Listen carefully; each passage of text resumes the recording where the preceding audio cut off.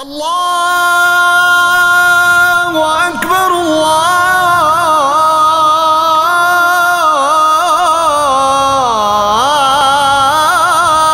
اکبر۔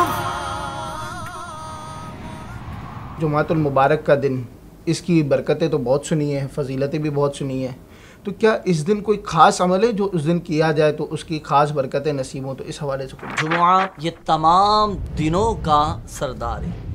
اور ناظرین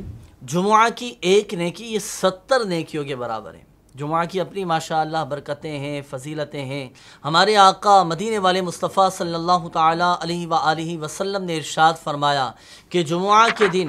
عصر اور مغرب کے درمیان ایک ساعت ایسی آتی ہے، ایک گھڑی ایسی آتی ہے کہ اس میں جو بھی جائز دعا کی جائے وہ قبول ہی قبول ہوتی ہے۔ اللہ پاک وہ مبارک ساعتیں، وہ مبارک لمحات، وہ مبارک گھڑیاں ہم سب کو نصیب فرمائے۔ تو ناظرین جمعۃ المبارک کے حوالے سے ایک خاص عمل انشاءاللہ عز و جل آپ کے سامنے میں بیان کرتا ہوں کہ جو بیچارے پریشانیوں کی وجہ سے، آزمائشوں کی وجہ سے، تکلیفوں کی وجہ سے پریشان ہیں، جو بے روزگاری کی وجہ سے پریشان ہیں، جن کی دعائیں قبول نہیں ہوتی، جن کے دل میں ایک چاہت ہوتی ہے، ایک تمنا ہوتی ہے کہ ہماری بھی دعائیں قبول ہوں، تو میں آپ کو مشورہ دوں گا کہ جمعہ کے دن خصوصیت کے ساتھ عصر اور مغرب کے درمیان یہ عمل کیجئے گا،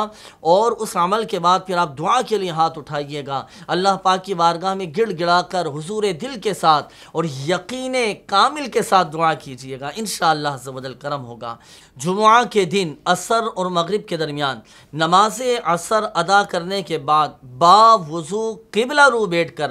یا اللہ یا رحمان یا رحیم، یا اللہ یا رحمان یا رحیم،